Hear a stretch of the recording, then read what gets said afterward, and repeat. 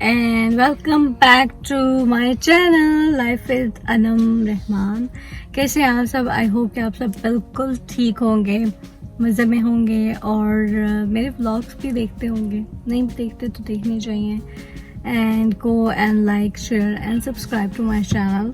अच्छा, आज मैं एक बहुत ही इम्पॉर्टेंट टॉपिक पे बात कर रही हूँ और मैं कब से सोच रही थी कि मैं इस बारे में एक वीडियो बनाऊंगी और मैं जो है आप सबके साथ जो है ना वो शेयर करूंगी। अब वो वीडियो किस बारे में है? वो वीडियो इस बारे में है कि what is the best way to remove your hair. तो जो बॉडी हेयर्स होते हैं लड़कियों के, उसको रिमूव करने का सबसे बेहतरीन तरीका क्या है।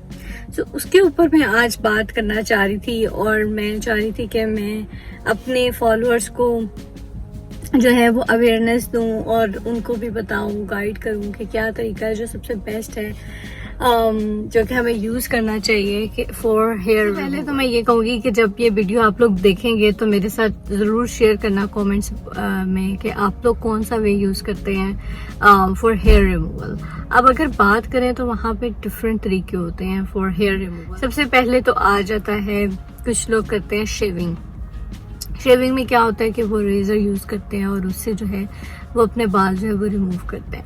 मैं बात कर रही हूँ फुल बॉडी की, उसमें फेस भी आ जाता है, उसमें आपकी फुल बॉडी आ जाती है, उसमें आपके प्राइवेट पार्ट्स, एवरीथिंग। ठीक है, तो शेविंग में ये होता है कि आप रेजर यूज़ करते हैं, ठीक है, और उससे क्या होता है कि वो आपको आई थिंक मुझे आइडिया नहीं है इतना, लेकिन जो लोग शेविंग करते हैं उनको हर दूसरे तीसरे दिन या शायद वीक में एक दफ़ा तो ज़रूर करनी पड़ती होगी शेव, क्योंकि उससे तो फ़ौरन जल्दी बाल आ जाते हैं। दूसरा तरीका आ जाता है वैक्सिंग का, जो कि मैं भी अपनी अभी तक की ज़िंदगी में करती आ रही थी। और वैक्सिंग से ये होता है कि आपने हर महीने वैक्सिंग करवानी होती है और या तो उसके लिए आपको सैलून जाना पड़ता है या मतलब वैक्सिंग में ये होता है कि वैक्स होती है, लेकिन उससे ये होता है कि आपके 1 महीने के बाद आपको जो है वो करवानी पड़ती है।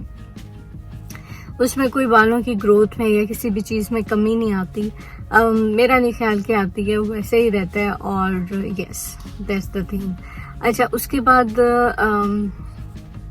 ये 2 तरीके हो गए, शेविंग के और वैक्सिंग के। तीसरा ये है कि कुछ लोग जो है वो यूज़ करते हैं एपिलेटर, जो कि शेविंग और वैक्सिंग नहीं करवाना चाहते, वो एपिलेटर यूज़ करते हैं। जब मैं भी ऑस्ट्रेलिया आई हूँ तो क्योंकि यहाँ पे तो मुझे समझ नहीं आती थी कि मैं वैक्सिंग वगैरह कहाँ से करवाऊँगी। मैं हमेशा से वैक्सिंग करवा रही थी जब से मैं बड़ी हुई हूँ, और जब से ज़रूरत पड़ी है तो मैं वैक्सिंग ही करवा रही थी। तो मैंने सोचा कि यार अब मैं क्या करूँ, क्योंकि वहाँ पे तो एक प्रॉपर मेरा था कि जी अच्छा इससे मैंने वैक्सिंग करवानी है सारा कुछ। तो मैं जब यहाँ आई तो मैंने कहा कि यार क्या, तो मैं यूट्यूब पे वीडियोस देख रही थी, बहुत से लोग शेविंग करते हैं, बहुत से ये वो। तो फिर मुझे एपिलेटर का पता चला। मैंने फिर अमेज़ॉन से फिलिप्स का जो एपिलेटर था वो ऑर्डर किया। वो बहुत अच्छा है, मतलब एपिलेटर काफ़ी आपको शुरू में पेनफुल भी लग सकता है, लेकिन अगर आप वैक्सिंग करते हैं तो वो आपको बिल्कुल वैसे ही रिजल्ट्स देता है। एपिलेटर से भी आपको, मतलब क्योंकि वो बिल्कुल रूट से हेयर को प्लग करता है। तो और दूसरी बात ये है कि वो मतलब 3000 समथिंग का आपको मिल जाएगा, 3 to 5000 का, और that is a good investment. Like आप उसको भी यूज़ कर सकते हैं। मतलब उसमें ना ये नहीं होता कि आपने किसी सैलून जाना है, किसी को पैसे देने, आपके पास एक दफ़ा डिवाइस आ गई है और आप उससे कर सकते हैं, और बहुत ही अच्छा तरीका है। You can use that.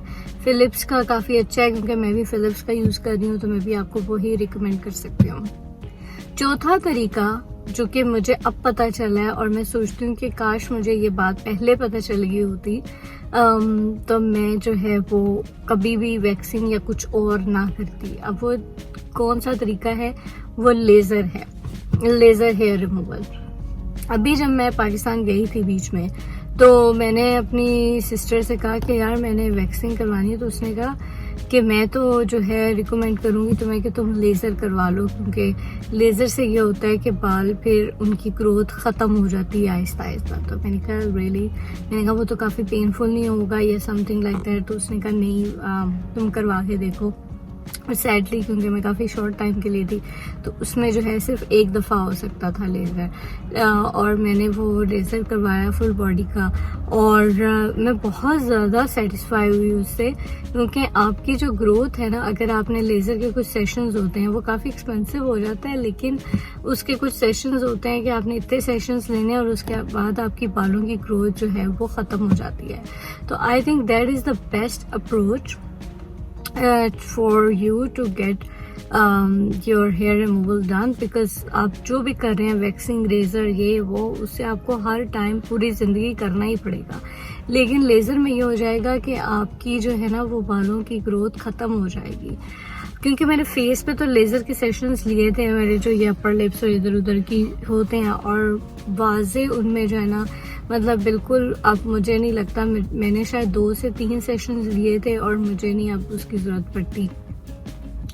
तो आई थिंक हेयर लेज़र अगर आपके पास, आप अफोर्ड नहीं भी कर सकते, आप पैसे जमा करें और get your self done with laser. Like यहाँ पे चीज़ें काफ़ी एक्सपेंसिव है, लेकिन मैं जो है अंडर जो अपने प्राइवेट पार्ट्स हैं ना उनके लिए getting my self laser done, because मैं जो है बार बार वैक्सिंग और उस चक्कर में नहीं पड़ना चाहती। तो मैं फिर जो है लेज़र ही रिकमेंड करूँगी आप सबको। और अगर आप लेज़र नहीं करवा सकते तो फिर I think epilator is the best thing. अपने पास एक एपिलेटर रखें, वो काफ़ी अच्छा है। और मैं तो यानी कि अगर मैं एपिलेटर यूज़ कर रही हूँ ना, क्योंकि यहाँ पे अब मैं लेज़र के सेशंस फुल बॉडी के नहीं ले सकती क्योंकि दे आर वेरी एक्सपेंसिव, तो मैं जो है प्राइवेट पार्ट्स के लिए करवा लेती हूँ। लेकिन अदरवाइज मैं क्या कर रही हूँ, तो मैंने एपिलेटर लिया हुआ है, एंड एवरी सेकेंड वीक मैं जो है जब काफ़ी छोटी भी ग्रोथ होती है ना तो मैं उसको जो है रिमूव कर देती हूँ, बिकॉज मुझे नहीं समझ आती लोग इतने अनहाइजीनिक या उस तरह से कैसे आप लोग रह सकते हैं। You should get yourself clean, neat, clean all the time. वो बहुत ज़रूरी होता है आपके लिए, आपकी हाइजीन के लिए, आपकी पर्सनालिटी के लिए। मतलब ज़रूरी नहीं होता कि किसी ने आपको देखना है तभी आप जो है वो कर रहे हैं। मुझे तो अपना आप नहीं है, मैं अपने आप को देख सकती hair like how come not good. तो ये जो है epilator is a very good thing, और सबसे अच्छी चीज़ तो है वो लेज़र है।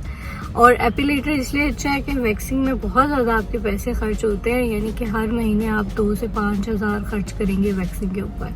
तो एक ही दफ़ा आप एपिलेटर ले लें, और वो आपने खुद करना है, आप किसी भी वक्त कर सकते हैं, कोई टाइम की वो नहीं है रिस्ट्रिक्शन। और आई अश्योर यू कि उससे बिल्कुल वैसे ही रिजल्ट आते हैं जैसे वैक्सिंग से आते हैं। So yes, this is the best thing, because जब आप वैक्स करते हैं ना तो बहुत दफ़ा आपको जलने के ख़तरे हो सकते हैं, यानी कि वो गर्म हो सकती है, कुछ भी हो सकता है। तो there are so many disadvantages. और अगर आपने लेज़र करवाना है तो get yourself something like, उसके बारे में आप रिसर्च करेंगे आपने कहाँ से लेज़र करवाना है, उसके रिव्यूज़ लें और सब कुछ। तो yes, these are some of the updates, और ये एक टॉपिक था जिस पर मैं बात करना चाहती थी। And let me know in the comment section कि आप जो है वो क्या मेथड यूज़ करते हैं फॉर हेयर रिमूवल। और अगर आप लेज़र के बारे में कुछ और भी जानना चाहेंगे तो मुझे बताइएगा, मैं उससे रिलेटेड भी एक वीडियो बनाऊंगी, बिकॉज अब रेगुलरली मैं फॉर अपने जो प्राइवेट पार्ट्स हैं उनके लिए I am getting laser sessions done from here as well. So I will recommend कि अगर आप पाकिस्तान में हैं, बिकॉज वहाँ पे इतना एक्सपेंसिव नहीं है, तो आप जो है ना वही लें, लेज़र के सेशंस लें। मुझे जो है कि थोड़ा पहले अवेयरनेस हुई होती तो I would have done that, but now as I know, तो आई थॉट कि मुझे जो है ना अपने फॉलोअर्स के साथ, क्योंकि बहुत सी यंग लड़कियाँ जो मेरी स्टूडेंट्स भी थी वो भी मुझे देखती हैं, तो मैं सबको यही रिकमेंड करूँगी कि laser is the best thing in your life that you can have, so go for that. And I hope कि आपने ये टॉपिक जो है वो इन्जॉय किया होगा मेरे साथ। If you do, please like, share and subscribe to my channel and stay tuned. Take care, bye bye.